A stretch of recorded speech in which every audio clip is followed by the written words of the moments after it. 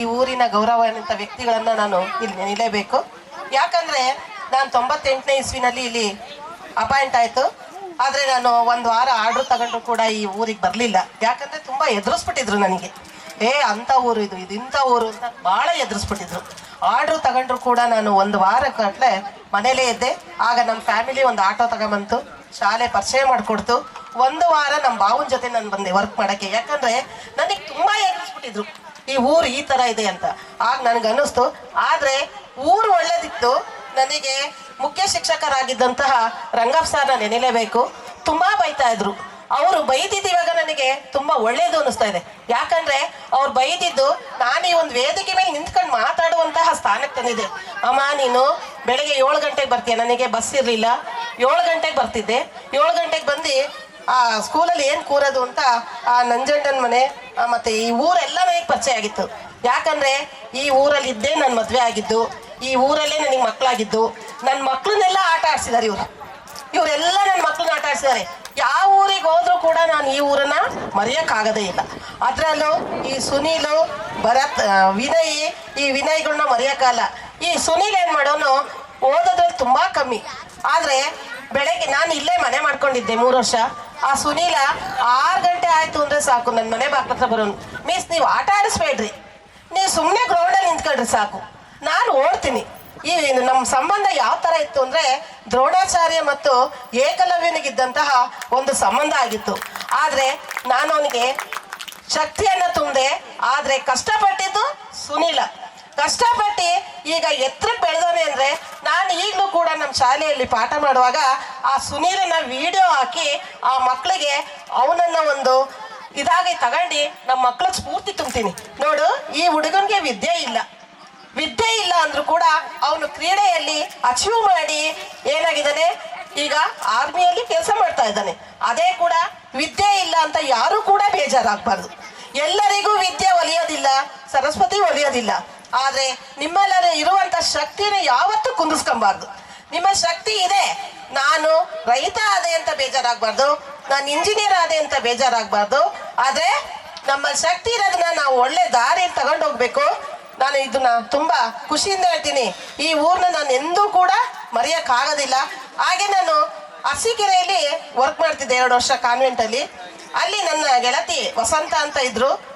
ಅಲ್ಲಿ ಓದಂಥ ವಿದ್ಯಾರ್ಥಿ ಕೂಡ ಇಲ್ಲಿಗೆ ಬಂದು ಸೇರ್ಕೊಂಡ್ರು. ನನಗೆ ಎಷ್ಟು ಖುಷಿ ಆಯಿತು.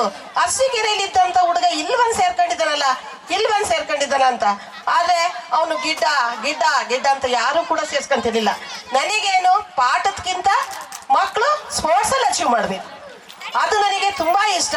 ಯಾರೇ ಕ್ಲಾಸ್ ಬಿಡಲಿ ನಾನು ಮಾತ್ರ ಬಿಡ್ತಾ ಇರಲಿಲ್ಲ.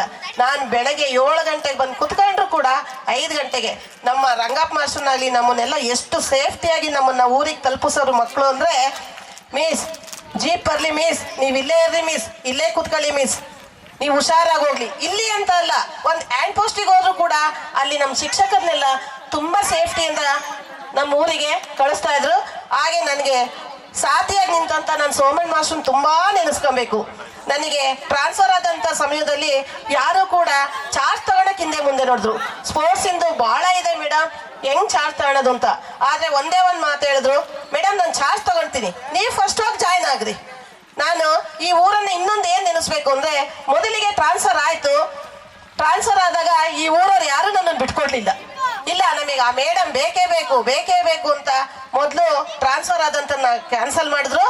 ನಂತರ ನಾನು ಮುಖ್ಯ ಶಿಕ್ಷಕರಲ್ಲಿ ಬೇಡ್ಕೊಂಡೆ, ಸರ್ ಈ ಊರವ್ರಿಗೆ ಯಾರಿಗೂ ಹೇಳ್ಬೇಡ್ರಿ ನಾನು ಟ್ರಾನ್ಸ್ಫರ್ ಆಗಿದೆ ಅಂತ.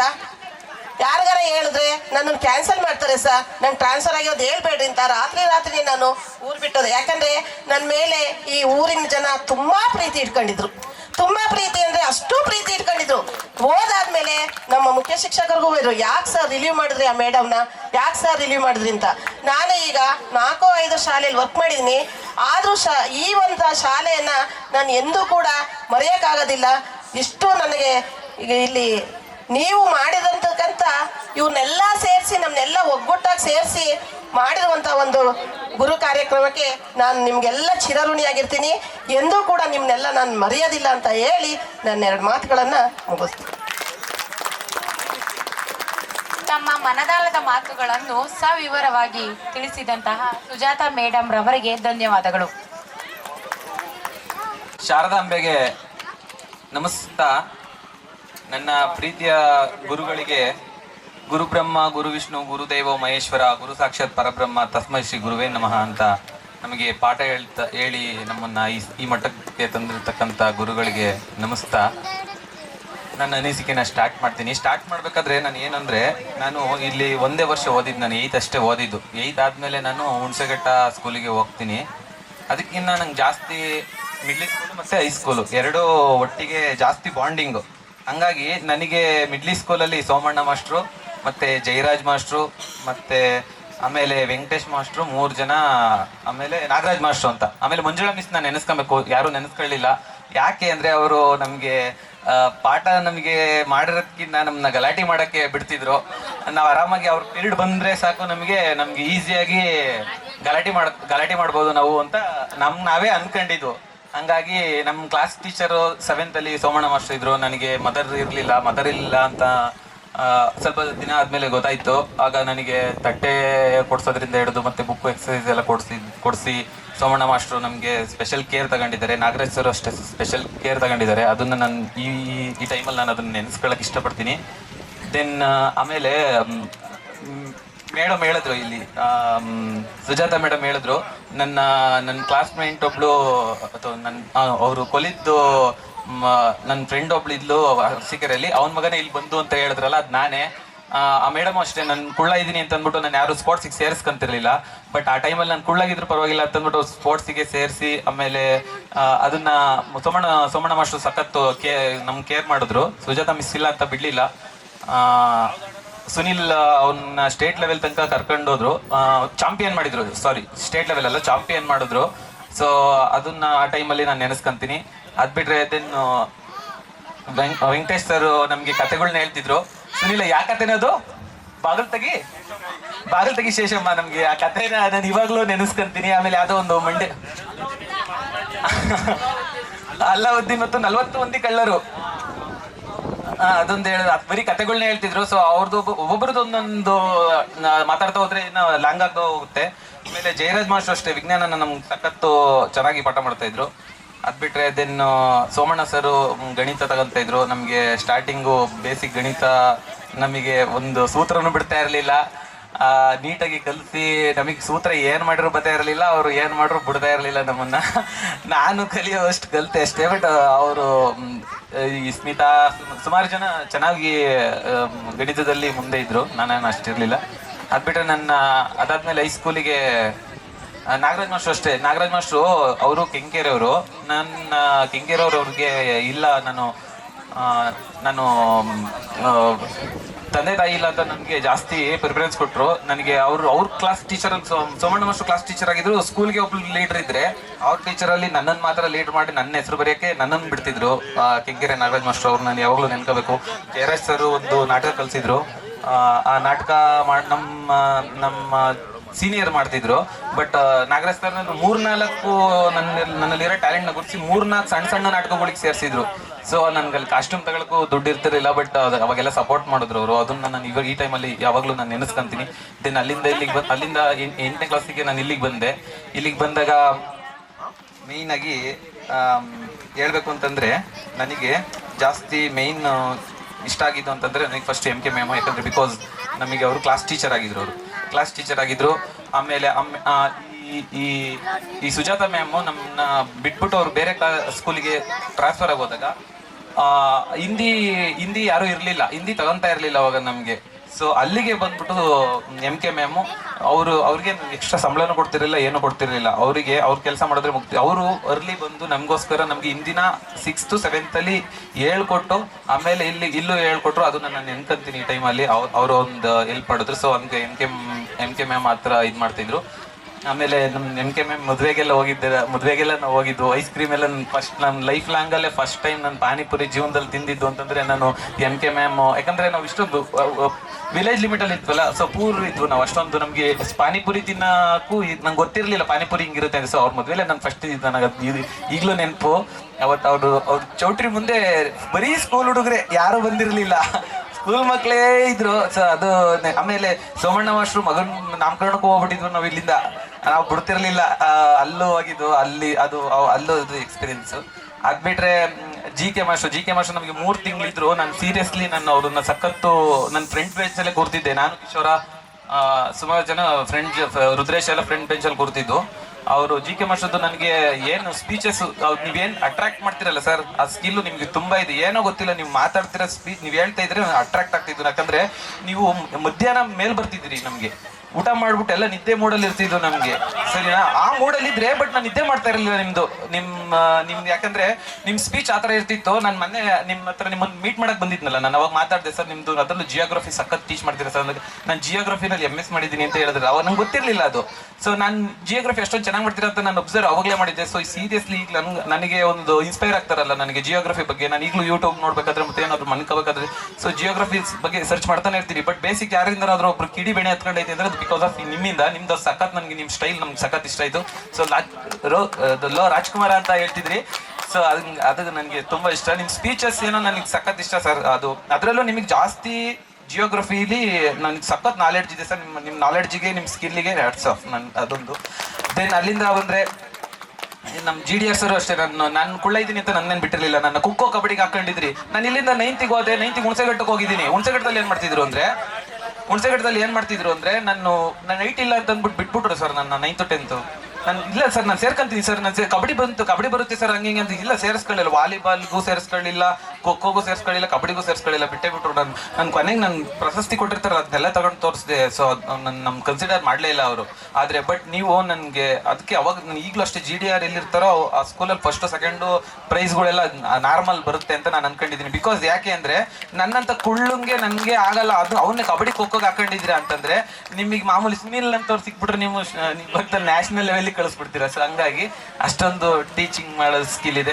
ಸೊ ಆಮೇಲೆ ನಮ್ಮ MDCನೂ ಅಷ್ಟೇ ಕನ್ನಡ. ನಾನು ಯಾವತ್ತೋ ಒಂದು ದಿವಸ ಮಧ್ಯಾಹ್ನ ಅವ್ರ ಬುಕ್ ತೆಗೆದು ನೋಡಿದೆ. ಅವರು ಕನ್ನಡ ಪಂಡಿತರು ಅಂತ ಬರ್ಕೊಂಡಿದ್ರು. ಸೊ ನಿಜವಾಗ್ಲೂ ಅವ್ರು ಬರ್ಕೊಂಡಿರೋದಲ್ಲ, ಅವರಲ್ಲಿರೋ ಪಂಡಿತ ಜ್ಞಾನ ನಿಜವಾಗ್ಲೂ ನಾನು ನೆನೆಸ್ಕೊಬೇಕು. ನನಗೆ ಆ ಸಂಧಿಗಳು ಸಂಧಿಗಳು ಅನ್ನೋದಕ್ಕಿಂತ ಹಳೆ ಕನ್ನಡನ ಎಷ್ಟು ಸ್ವಚ್ಛಂದವಾಗಿ ಮಾತಾಡ್ತಾರೆ. ನನಗೆ ಈಗಲೂ ನಂಗೆ ಕೊಟ್ಟರೆ ನಾನು ಏನೇ ಕಲ್ತಿದ್ರು ಸೊ ಅದನ್ನ ನಂಗೆ ಹೊರಡಿಸ್ದು ಹೇಳಕ್ ಕಲ್ತರು ನಾಲ್ಗೇನೆ ಬರಲ್ಲ ನನಗೆ, ಯಾಕಂದ್ರೆ ಅಷ್ಟು ತಿರ್ಗಲ್ಲ. ಸೊ ಅವ್ರದ್ದು ಆ ಸ್ಕಿಲ್ ಇದೆ. ಆಮೇಲೆ ನಮ್ಮ ರೇಣುಕಪ್ಪ ಸರ್ ತಗ ಬರ್ಬೇಕು ಅಂತಂದ್ರೆ ರೇಣುಕಪ್ಪ ಸರ್ದು ಏನು ಅಂದ್ರೆ ನನ್ನ ಜೀವನದಲ್ಲಿ ಅಲ್ಲಿ ತಟ್ಟೆ ಇಡಕ್ಕೋ ಅಥವಾ ನೀರು ಕುಡಿಯೋಕ್ಕೋ ಆಫೀಸ್ ರೂಮಿಗೆ ಬರೋಣ ಅಂತ ಬರ್ತಾ ಇದ್ದೆ. ಇವ್ರು ಅವಾಗ ಮೊಬೈಲ್ ಅವ್ರ ಹತ್ರ ಒಬ್ಬರ ಹತ್ರನೇ ಇರ್ತಿದ್ದು, ಯಾರ ಹತ್ರನೂ ಈಗ ಹಿಡ್ಕೊಂಡು ಈಚೆ ಕಡೆಗೆ ಅವ್ರು ಬಂದ್ರೆ ಸಾಕು ನಾನು ವಾಪಸ್ ಹೋಗ್ತಿದ್ದೆ. ಅದು ಯೂರಿನ್ ಪಾಸ್ ಮಾಡೋಕ್ಕಾಗ್ಲಿ ಏನಾರಾಗ್ಲಿ, ಅವ್ರು ಬಂದ್ರು ಅಂತಂದ್ರೆ ಅಡ್ಡ ಬಂದ್ರು ಅಂದ್ರೆ ವಾಪಸ್ ಹೋಗೋದಷ್ಟೇ ನನ್ನ ಕೆಲಸ. ಅಷ್ಟು ಬಿಟ್ರೆ ನಮ್ದು ಅವ್ರು ಮಾತಾಡೋದನ್ನು ನಾನು ಕೇಳಿಸ್ಕೊಂಡು ಇಲ್ಲ. ಯಾಕಂದ್ರೆ ಎಲ್ಲರೂ ನಮ್ಮ ಸೀನಿಯರ್ ಎಲ್ಲ ಅಯ್ಯೋ ರೇಣುಕಪ್ಪ ಸರ್ ಹಂಗಲ್ಲ ಹಿಂಗಲ್ಲ ಅಂತ ಎಲ್ಲ ಹೇಳಿ ನಾನು ಅವ್ರನ್ನ ನೋಡ್ತಾನೆ ಇರಲಿಲ್ಲ. ನಾನು ಕತ್ಬಗ್ಸ್ಕೊಂಡು ನೋಡಿರೋದು ಅವ್ರ ಮುಖನೇ ನಾನು ನೋಡಿಲ್ಲ. ಈಗಲೇ ನಾನು ನೋಡ್ತಾ ಇರೋದು. ಸೊ ಅದೊಂದು. ಸೊ ಆಮೇಲೆ ವೈಯರನ್ ಹೇಳ್ಬೇಕು ಅಂತಂದ್ರೆ ವೈಯರನ್ನು ಮ್ಯಾಥ್ಸ್ ತಗೊಂತ ಇದ್ರು ಸಖತ್. ಅವ್ರಿಗೂ ನಾಲೆಡ್ಜು, ಅವ್ರು ಇರೋ ಸ್ಕೂಲ್ ಈಗಲೂ ಅಷ್ಟೇ ಅವರು ಅಷ್ಟೇ ನಿಪುಣವಾಗಿ ಪಾಠ ಮಾಡ್ತಾರೆ ಅಂತ ಬಿಕಾಸ್ ಅನ್ಕೊಂಡಿದ್ದೀನಿ. ಯಾಕಂದ್ರೆ ಅವರು ಗಣಿತದಲ್ಲಿ ಸಖತ್ತು ಜ್ಞಾನ ಹೊಂದಿದ್ದಾರೆ. ಮತ್ತೆ ಅವರು ಫಿಸಿಕ್ಸ್ ಬೇರೆ ತಗೊಳಕ್ ಬೇರೆ ಬರೋದು ನಮ್ಗೆ. ಇವು ಯಾಕಪ್ಪ ಬರ್ತಿದೆ ಅಂತ ಅನ್ಸ್ಬಿಡೋದು. ಯಾಕೆ ಅಂದ್ರೆ ಮ್ಯಾಥ್ಸ್ ಅಷ್ಟು ತಲೆ ಒಳಗೆ ಹೋಗಲ್ಲ ನಮ್ಗೆ. ಏನ್ ಮಾಡಕ್ಕಾಗುತ್ತೆ? ಈಗ ನಾನು ಕಲ್ತಿರೋದು ಇಷ್ಟು ಕಲ್ತಿದ್ದೀನಿ. ಎಲ್ಲರಿಗೂ ಈ ಮ್ಯಾಥ್ಸ್ ಅಲ್ಲೇ ಇವರು ಎರಡೆರಡು ಇರುತ್ತೆ, 3 ಅದ್ರಲ್ಲಿ ಬಂದು ಫಿಸಿಕ್ಸ್ ಬೇರೆ ಯಾಕಪ್ಪ ಬಂದ್ರು ಅಂತ MSS ಗೆ ಕೊಟ್ಟಿದ್ರೆ ಆಯ್ತಲ್ಲ ಅಂತ MSS ಕೊಟ್ಟಿದ್ರೆ ಆಯ್ತಲ್ಲ ಅಂದ್ರೆ MSS ಬಂದು ಕೆಮಿಸ್ಟ್ರಿ. ಸೊ ಅವರು ಅದ್ಭುತ ಸ್ಕಿಲ್ ಹೊಂದಿದ್ದಾರೆ. ಸೊ ಅವರು ಕೆಮಿಸ್ಟ್ರಿ ಪಾಠ ಮಾಡ್ತಿದ್ರೆ ನನ್ನ ಮೈಂಡ್ ಅಲ್ಲಿ ಆಗ್ತಿತ್ತು ಕೆಮಿಕಲ್ ರಿಯಾಕ್ಷನ್. ಸೊ ಅವ್ರ ಬಗ್ಗೆ ನನ್ಗೆ ಇವಾಗ್ಲೂ ಅಷ್ಟೇ. ಬಟ್ ಟೋಟಲ್ ನಿಮ್ ಟೀಮ್ ಹೆಂಗಿತ್ತು ಅನ್ಸುತ್ತೆ? ಬಿಕಾಸ್ ನಾನು ಅಲ್ಲೋಗಿದ್ನಲ್ಲ, ಅಲ್ಲಿ ಆ ಟೀಮ್ ಇರ್ಲಿಲ್ಲ. ನಾನು ಎಷ್ಟಾರ ಗಲಾಟೆ ಮಾಡ್ಕೋಬೋದಾಗಿತ್ತು, ಎಷ್ಟಾರ ಇರ್ಬೋದಾಯ್ತು. ನಾನು ಅಲ್ಲೇ ಇದ್ದಿದ್ರೆ 10th ಅಲ್ಲಿ ನಾನು ಸ್ಕೂಲ್ಗೆ ಹೋಗ್ಲಿಲ್ಲ. ನಾನು ಮಾಮೂಲಿ ಸ್ಕೂಲ್ಗೆ ಹೋಗ್ಲಿಲ್ಲ. ನನಗೆ ಆಲ್ ಟಿಕೆಟ್ ಇಸ್ಕೊಂಬರಕ್ ಮಾತ್ರ ಹೋದೆ. ಸೊ ಹಂಗಾಗಿ ಅಲ್ಲಿ ಕೇರ್ ಮಾಡ್ತಾನೂ ಇರಲಿಲ್ಲ, ಏನೂ ಇಲ್ಲ. ಬಟ್ ಇಲ್ಲಿ ಆ ಥರ ಚಾನ್ಸ್ ಇರ್ತಿರ್ಲಿಲ್ಲ. ಹೆಂಗೋ ನಾನು ಬಚಾವಾದೆ ಅಂತ ನಾನು ಅವಾಗ ಅನ್ಕೊಂಡೆ. ಆ ಕಾಲೇಜಿಂದ ಬಂದಲ್ಲ, ಅಯ್ಯೋ ನನಗೆ ಗೊತ್ತಿಲ್ದಲೆ ಆ ಕಾಲೇಜಲ್ಲಿ ಇದ್ನಲ್ಲ ಇಷ್ಟು ದಿನ ಅನಿಸ್ಬಿಡ್ತಿತ್ತು. ಯಾಕಂದ್ರೆ ಆ ಟೈಮಲ್ಲಿ ತಪ್ಪಿಸ್ಕೊಂಡ್ರೆ ಸಾಕು ಖುಷಿ. ಸೊ ಅದಾಯ್ತು. ಆಮೇಲೆ MBT ತಗ ಬಂದ್ರೆ MBT ಸರ್ದು ಏನು ಅಂತಂದ್ರೆ ಅವ್ರದ್ದು ಲ್ಯಾಂಗ್ವೇಜು, ಅವ್ರದ್ದು ಸ್ಲ್ಯಾಂಗು ಸ್ವಲ್ಪ ಘಾಟ್ ಇತ್ತು. ಅಂದ್ರೆ ನಮಗೆ ಹೋಗ್ತಿರ್ಲಿಲ್ಲ. ನನಗೊಂದ್ಸತಿ ರುದ್ರ ಎಲ್ಗೋಗಿದ್ಲೆ ಅಂತಂದ್ರು. ಅವತ್ತೇ ಲಾಸ್ಟ್ ನನ್ನ ಜೀವನದಲ್ಲಿ ಅವ್ರ ಪೀರಿಯಡ್ ಬಂದ್ರೆ ನಾನು ಗೌರ್ಮೆಂಟ್ ಸ್ಕೂಲಲ್ಲಿ ಇರ್ತಿದ್ದೆ. ಗೌರ್ಮೆಂಟ್ ಸ್ಕೂಲಲ್ಲಿ ಬೆಳೆ 10ವರೆಗೆ ಫಸ್ಟ್ ಕ್ಲಾಸ್ ಟೀಚರ್ ಬೇರೆ ಅಲ್ವಾ ಅವರು. ನಾನು ಸೀದಾ ಫಸ್ಟ್ ಓದ್ತಿದ್ದೆ ಗೌರ್ಮೆಂಟ್ ಸ್ಕೂಲಲ್ಲಿ. ಗೌರ್ಮೆಂಟ್ ಸ್ಕೂಲ್ ಟೈಮು ಇಲ್ಲಿ ಇರ್ತಿರ್ಲಿಲ್ಲ ಸರ್, ವಾಚ್ ಎಲ್ಲ ಇಲ್ಲಿತ್ತು. ಏನಾದ್ರು ಬಟ್ ಟೈಮ್ ಮುಗ್ದೈತೆ ಅಂತ ಜಸ್ಟ್ ಬಂದ್ರೆ ಇನ್ನ ಇರೋದು ಅವ್ರ ಪೀರಿಯಡ್. ಅವಾಗ ಎಲ್ಗೋಗಿದ್ಲೇ ಇರೋದ್ರ ಅಂತ ಇಲ್ಲ ಸರ್ ಹಾಸ್ಪಿಟ್ಲ್ ದವಾಖಾನೆಗೆ ಹೋಯ್ದೇನ್ಲೇ ಸರ್ ಗುಳಿಗೆ ಎಲ್ಲಿಲೇ ಹತ್ರ ಅಂತಂದ್ರು. ಅದು ಇನ್ನೂ ನೋವು ಪ್ರಾಣನು ವರ್ಬು ಅಡ್ವರ್ಬು ಅಂದ ತಕ್ಷಣ ಹೇಳ್ತಿದ್ದಾಗೆ ನನ್ನ ಜೀವನದಲ್ಲಿ ಜಿಗುಪ್ಸೆ ಬಂದು ನನ್ನ ಸ್ಕೂಲ್ ಆಸ್ಪತ್ರೆಯಲ್ಲಿ ಇದ್ದಿದ್ದೆ ಜಾಸ್ತಿ. ಇಲ್ಲಿ ಆಸ್ಪತ್ರೆ ನಮ್ಗೆ ಬಚಾವ್ ಮಾಡ್ತಿತ್ತು ಸರ್. ಆಸ್ಪತ್ರೆ ಇದೆಯಲ್ಲ, ಆಸ್ಪತ್ರೆಗೆ ಹೋಗ್ಬೋದಾಯ್ತು ನಾವು. ಆಸ್ಪತ್ರೆಗೆ ಏನಾಗ್ತಿತ್ತು ಅಂದ್ರೆ ತಲೆ ಸುತ್ತ ಬಂದ ತಕ್ಷಣ ಪವನ ಈ ರುದ್ರೇಶ ಇಟ್ಕೊಳಕ್ ಬರೋರು. ನೀವೇ ಹೋಗಿದ್ರಿ ಅಂತಂದ್ರೆ ಸರ್ ನೀವು ನಂಗೆ ಕರ್ಕೊಂಡು ಹೋಗಿದ್ದೆ ಅಂತ ನಾವು ಡೈಲಿ. ಆಮೇಲೆ ಏನಾಗ್ತಿತ್ತು ಅಂದ್ರೆ ಹೋಗ್ತಾ ಹೋಗ್ತಾ ಅಲ್ಲಿ ಅಲ್ಲಿ ಡಾಕ್ಟ್ರಿ ಮುಖ ತೋರ್ಸಕ್ ಬೇಜಾರು, ಡೈಲಿ ನಾವೇ ಹೋಗ್ತಾ ಇದೀವಲ್ಲ ಅದು ಬೇರೆ ಆಗೋದು. ಆಮೇಲೆ ನಮ್ಗೆ ಇನ್ನೇನು ಅಲ್ಲಿ ಕದ್ದೋಗೋದು, ತೋಟಕ್ಕೆ ಹೋಗೋದು ಅದನ್ನ ಏನು ಕಲ್ತಿರಲಿಲ್ಲ. ಬಿಕಾಸ್ 9th 10th ಇದ್ದಿದ್ರೆ ಕಲಿತಿದ್ನೇನೋ ಗೊತ್ತಿಲ್ಲ. ಸೊ ಅದ್ಬಿಟ್ರೆ ನಮ್ GK ಸರ್ ಹೋದ್ಮೇಲೆ ದೇವ್ರದೈ ನಾವು ಒದೆ ಕೊಡ್ತಿದ್ರು.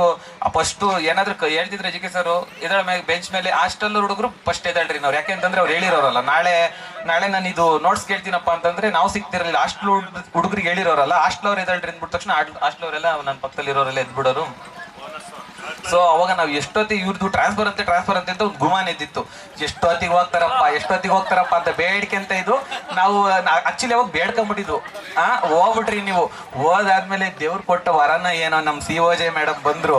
ಉಲ್ಟಾ ಸರ್ ನೀವು ಆಡಿ ನಾಯಿ ಚೆತ್ತಾ ಇದ್ರಿ, ಅದನ್ನ ಸಂದಿಗಾಗ ನರುತ್ತಿದ್ರಿ. ಇವರು ನಮ್ಮ ಮೇಡಮ್ ಒಂದೇ ಏಟು ಹೊಡಿತಾ ಇಲ್ಲ. ದೇವ್ರು ವರ ಕೊಡ್ಬೇಕು, ಈ ತರ ವರ ಯಾವತ್ತೂ ಕೊಡಬಾರ್ದು ನಮ್ಗೆ. ಆಮೇಲೆ ಏನ್ ಸ್ಮೂತ್ ಆಗಿ ನೀವು ಜೋರು ಅಂದ್ರೆ ಹೇಳೋದು, ಇವ್ರು ಏನ್ ಸ್ಮೂತ್ ಆಗಿ ಹೇಳ್ತಾವ್ರಿ ಅಂದ್ರೆ ನಾವು ಏನೇ ಮಾಡಿದ್ರು ಇವ್ರಿಗೆ ಎದ್ರಿಕೊಳ್ಳೋದು ಬೇಡ ಅಂತ ಮನಸ್ಸಲ್ಲಿ ಡಿಸೈಡ್ ಮಾಡ್ಕೊಂಡು ನಾನು ನಿಜ ನಂಬ್ತಿರ್ಬಿಡ್ತಿರೋ ಹೊರತು ನಾನು ಎಕ್ಸಾಮಿಗೆ ಪೆನ್ನು ತಗೊಂಡು ಹೋಗಿರ್ಲಿಲ್ಲ. ಅವ್ರದ್ದೇ ಪೆನ್ ಇಸ್ಕೊಬಾರ್ದು ಬಂದಿದೆ. ಅರ್ಥ ಆಯ್ತಾ? ಅಷ್ಟು ನಮ್ಮ ಸಾಫ್ಟ್ ಮೇಡಮು. ಅದಾಯ್ತು. ಅಷ್ಟೊತ್ತಿಗೆ ನಾನು ಹೋಗ್ಬಿಟ್ಟೆ ಆಯ್ತಾಯ್ತು. ಆಮೇಲೆ ನಮ್ಮ ಸುಜಾತ ಮ್ಯಾಮು ಅವರೆಲ್ಲ ನನಗೆ ಸಖತ್ತು ಹೆಲ್ಪ್ ಮಾಡಿದ್ದಾರೆ. ನನ್ನ ಸ್ಕೂಲಿಗೆಲ್ಲ ಸೇರಿಸ್ಕೊಂಡು, ನನ್ನ ಸ್ಪೋರ್ಟ್ಸಿಗೆಲ್ಲ ಸೇರಿಸ್ಕೊಂಡು ಇಷ್ಟೆಲ್ಲ ಮಾಡಿದ್ದಾರೆ. ಸೊ ಇಷ್ಟೆಲ್ಲ ಆದ್ಮೇಲೆ, ಇದೆಲ್ಲ ಕಲ್ತಾದ್ಮೇಲೆ ನಾನು ಬೆಂಗಳೂರಿಗೆ ಹೋದೆ. ನನ್ನ ಜೀವನ ಬೆಂಗಳೂರು ರೂಪಿಸ್ಕೊಳ್ಳೋಕ್ಕೆ ಏನೇನೋ ಟ್ರೈ ಮಾಡಿ, ಏನೇನೋ ನನಗೆ ಆಕ್ಚುಲಿ ಮದರ್ ಫಾದರ್ ಇಬ್ರು ಇಲ್ಲ. ಸೊ ಅಲ್ಲಿಂದ ಹೋಗಾದ್ಮೇಲೆ ನಾನು ಇಲ್ಲಿ Akshaya Kalpa farms and foods private limited ಅಲ್ಲಿ ನಾನು ವೆಂಡರ್ ಆಗಿ ಫಸ್ಟ್ ವೆಂಡರ್ ಆಗಿ ಇದು ಮಾಡಿದೆ. ಆಮೇಲೆ ಎಂಟೈರ್ ಲಾಜಿಸ್ಟಿಕ್ ವೆಂಡರ್ಶಿಪ್ ತಗೊಂಡೆ. ಸೊ ನನ್ನ ಟರ್ನ್ ಓವರ್ ಇವಾಗ, ನನ್ನ ಪರ್ಸನಲ್ ಆಗಿ ಹೇಳ್ಬೇಕಂತಂದ್ರೆ ನನ್ನ ಟರ್ನ್ ಓವರ್ ಇವಾಗ 1 crore per annum ಇದೆ.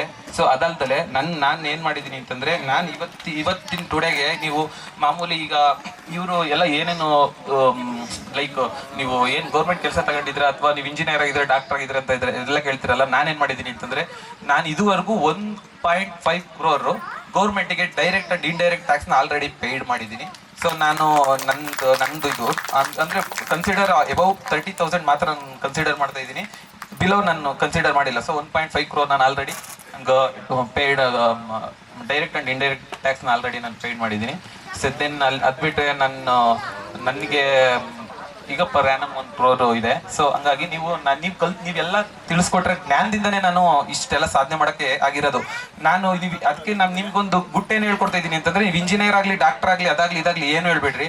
ಬಟ್ ನಿಮ್ಗೆ ಅವ್ನು ಯಾವ ಸ್ಕಿಲ್ ಅಲ್ಲಿ ಇದ್ದಾನೆ ನೋಡಿ, ಅದಕ್ಕೆ ಓಡಿಸಿ. ಈಗ ಸುನಿಲ್ ಅವನು ಕ್ರೀಡೆಯಲ್ಲಿ ಇದ್ದಾನೆ ಅಂತ GDR ಗೊತ್ತಾಯ್ತು, GDR ಹೇಳ್ಕೊಂಡ್ರು ಕೊಟ್ಟರು. ಸೊ ವಿಜ್ಞಾನದಲ್ಲಿ ಫಾಸ್ಟ್ ಇರ್ತಾರೆ. ಅವ್ರನ್ನ ನೀವು ನೀನ್ ಇದೇ ಆಗೊಂದು ಈಗ ಏನ್ ಮಾಡಿದ್ರು, ಏನು ITI ಮಾಡಿದ್ರು ಕೆಲಸ ಐತೆ, ಡಿಪ್ಲೊಮಾ ಮಾಡಿದ್ರು ಕೆಲಸ ಐತೆ, ಮೊದಲೆಲ್ಲ ಇರ್ತಿರಲಿಲ್ಲ. ಈಗ ಅವ್ರಿಗೆ ಏನ್ ಬೇಕಾದ್ರೂ ಕೆಲಸ ಐತೆ. ಬಟ್ ಅದನ್ನ ನೀವು ಏನ್ ಮಾಡ್ಬೇಕು ಅಂತಂದ್ರೆ, ಅವರಲ್ಲಿರೋ ಜ್ಞಾನನ ಹುಡುಕ್ಬಿಟ್ಟು ಅದನ್ನ ಹೊರ ತರ್ಬೇಕು. ಅಷ್ಟು ಅದನ್ನ ಮಾಡ್ಕೊಟ್ರೆ ಇಷ್ಟ ಹೇಳಲಿಕ್ಕೆ ನನ್ಗೆ ಇಷ್ಟ ಅವಕಾಶ ಮಾಡ್ಕೊಟ್ಟಂತ ಎಲ್ಲರಿಗೂ, ಮತ್ತೆ ನನ್ನ ಫ್ರೆಂಡ್ಸ್ಗಳಿಗೆ ಎಲ್ಲರಿಗೂ ನಾನು ವಂದಿಸ್ತಾ ನನ್ನ ಮಾತನ್ನ ಮುಗಿಸ್ತಾ ಇದ್ದೀನಿ. ಜೈ ಹಿಂದ್, ಜೈ ಕರ್ನಾಟಕ. ನಮ್ಮ ಶಾಲಾ ಶಿಷ್ಯರೊಂದಕ್ಕೆ ವಂದನೆಯನ್ನು ನಾನು ಅರ್ಪಿಸ್ತೀನಿ. ಯಾಕೆಂದರೆ ಈ ಒಂದು ಕಾರ್ಯಕ್ರಮವನ್ನು ಹಮ್ಮಿಕೊಂಡು ಇಷ್ಟೊಂದು ಯಶಸ್ವಿಯಾಗಿ ಮಾಡ್ತಾ ಇದ್ದೀರಲ್ಲ, ನನಗೆ ಹೃದಯ ತುಂಬಿ ಬರ್ತಾ ಇದೆ. ಅದರಿಂದ ನಿಮ್ಮ ಫಸ್ಟು ಸಂಯೋಜಕರಿಗೆ, ಇದನ್ನು ಮಾಡ್ತಾ ಇರ್ತಕ್ಕಂಥ ನಿಮಗೆ, ನಮ್ಮಲ್ಲಿ ಎಲ್ಲೋ ಇದ್ದವ್ರಿಗೆ ನೆನ್ಕೊಂಡು ಕರೆಸಿ, ನನಗಾಗ ರಿಟೈರ್ಡ್ ಆಗಿ ಎಷ್ಟು 14 ವರ್ಷಗಳಾಗ್ತಾಯಿದ್ವು. ನಿಮ್ಮ ಶಾಲೆಯಲ್ಲೇ ರಿಟೈರ್ಡ್ ಆಗ್ಬೋದು. ಇವತ್ತು ನಾನು ಎಲ್ಲೋ ಇದ್ದನ್ನ ಕರೆಸಿ ನನ್ನನ್ನು ಇವತ್ತು ಸನ್ಮಾನ ಮಾಡಿ ಇದು ಮಾಡ್ತಾ ಇದ್ದೀರಲ್ಲ, ತುಂಬ ಹೃದಯ ಸಂತೋಷವನ್ನು ನಾನು ಹಂಚ್ಕೊಳ್ಳೋಕ್ಕೆ ಇಷ್ಟಪಡ್ತಾ ಇದ್ದೀನಿ. ಎರಡನೇದಾಗಿ ಈ ಒಂದು ಸ್ನೇಹ ಸಮ್ಮೇಳನದ ಗುರುವಂದನಾ ಕಾರ್ಯಕ್ರಮದ ಅಧ್ಯಕ್ಷರಾಗಿರ್ತಕ್ಕಂಥ ಈ ಶಾಲೆ ಮುಖ್ಯೋಪಾಧ್ಯಾಯರೇ, ನನ್ನ ನೆಚ್ಚಿನ ರೇಣುಕಪ್ಪನವರಂತೂ ನನ್ನ ಆತ್ಮೀಯರು. ಅವರನ್ನು ಯಾರೂ ಮರೆಯಲ್ಲ. ಅವರು ಪ್ರೌಢಶಾಲೆ ಅಥವಾ ಹಿರಿಯ ಪ್ರಾಥಮಿಕ ಶಾಲೆ ಅವರು ಇವರು ಅಂತ ಯಾವ ಒಂದು ಭಾವನೆಯಲ್ಲಿ ನೋಡ್ತಿರ್ಲಿಲ್ಲ. ಪ್ರತಿಯೊಂದು ಕಾರ್ಯಕ್ರಮ ಕೂಡ ನನ್ನನ್ನು ಕರೆದು ಮಾಡ್ತಾಯಿದ್ರು. ಲಾಸ್ಟಲ್ಲಿ ಒಂದು ಮಾಡಿದ್ರು ಅದೊಂದು ನನಗೆ ನೋವು. ಇವರಿಗೆ ಸೆಂಡಪ್ ಕೊಡ್ಬೇಕಾದ್ರೆ ನನಗೆ ಕರೀಲಿಲ್ಲ. ನಾನೇನು ಮಾಡಿದ್ದೆ ಅಂತ ನನಗೆ ದುಃಖ ಆಯಿತು. ಇಷ್ಟೊಂದು ಆತ್ಮೀಯರಾಗಿದ್ದಾಗ ಕರೀಲಿಲ್ಲ ಅಂದರೆ ಮಾಡ್ತವ್ರಂತೆ. ರಿಟೈರ್ಡ್ ಆದರೂ ಇವರು ಟ್ರಾನ್ಸ್ಫರ್ ಆಗ್ತಾವ್ರೆ ಹೋಗ್ತಾವ್ರೆ ಅಂದಾಗ ನಾನು ಅಲ್ಲೇ ಇದ್ದೆ. ಏನು ಕಾರ್ ಹಾಕೊಂಬರ್ಬೇಕಾಯ್ತಾ, ಬೈಕಲ್ಲಿ ಬರ್ಬೇಕಾಯ್ತಾ, ಫ್ಲೈಟಲ್ಲಿ ಬರ್ಬೇಕಾಯ್ತಾ, ನಾನು ಕರೀಲಿಲ್ಲ. ಅದೊಂದು ನೋವು. ಇನ್ನೊಂದು ನೋವು, ನಾನು 5-6 ವರ್ಷ ಕೆಲಸ ಮಾಡಿದೆ, ನನಗೆ ಒಂದನೇ ಸೆಂಡಪ್ ಕೊಡಲಿಲ್ಲ. ಆ ಶಿವಣ್ಣ ಅಂತ ಕೂತವ್ರೆ, ಎಲ್ಲದಕ್ಕೂ ಓಡಾಡ್ತಾನೆ. ಆ ವೆಂಕಟೇಶ್ ಮಾಸ್ಟರ್ ಎಲ್ಲವನಪ್ಪ ಕಕ್ಕಂಬ ಅಂತ ಒಂದು ಮಾತಾಡಲಿಲ್ಲ. ಸೋಮಣ್ಣ ಅಷ್ಟೊಂದು ಹೊಗಳ್ಸ್ಕೊತಾವ್ರೆ, ಪಾಪ ಹೇಳೋದಲ್ಲ, ಎಲ್ಲದರಲ್ಲೂ ಇದ್ದಾರೆ. ಅವರು ಕರೀಲಿಲ್ಲ, ನಮ್ಮ ದೇವರಾಜಪ್ಪನೂ ಕರೀಲಿಲ್ಲ, ನಮ್ಮ ನಾಗರಾಜು ಕರೀಲಿಲ್ಲ, ಯಾವ ಉಪಾಧ್ಯಾಯರು ನಾನು ಕರೀಲಿಲ್ಲ. ನೀವು ಕರೆದಿರಲ್ಲ, ಅದಕ್ಕೆ ನನಗೆ ಸಂತೋಷ. ನಿಜವಾಗ್ಲೂ ಇವತ್ತು ನೋಡ್ತಾ ಇದ್ರೆ ನಮ್ಮ ಮಕ್ಕಳು ಅವ್ರ ಹೆಸರು ನನಗೆ ಗೊತ್ತಾಗ್ತಾ ಇಲ್ಲ. ಒಬ್ಬೊಬ್ಬರನ್ನ ಗುರುತಿಸ್ತಾ ಇದ್ದೀನಿ. ಒಬ್ಬೊಬ್ಬರು ಅವ್ರನ್ನ ನೋಡ್ತಿದ್ದಂಗೆ ಇವನು ಅದೇಯ ಅವ್ರ ಹೆಸರು ಇರ್ತದ ಅಂತ. ಆದರೆ ನನ್ನನ್ನು ನೋಡಿದಾಗ ನಿಮಗೆ ಗೊತ್ತಾಗುತ್ತೆ ಹೊರತು ನಿಮ್ಮನ್ನು ನೋಡಿದಾಗ ನನಗೆ ಗೊತ್ತಾಗಲ್ಲ. ದಯವಿಟ್ಟು ಕ್ಷಮಿಸ್ಬೇಕು. ನನ್ನನ್ನು ಕತೆಗಾರ ಅಂತ ಹೇಳಿಬಿಟ್ಟು ಎಲ್ಲರೂ ಮೆಸ್ರೇ ನೀವು ಕತೆ ಹೇಳ್ತಿದ್ದೀರಿ. ಇವತ್ತು ಬಂದರು ನಮ್ಮ ಮನೆಗೆ ಬಂದವ್ರೆ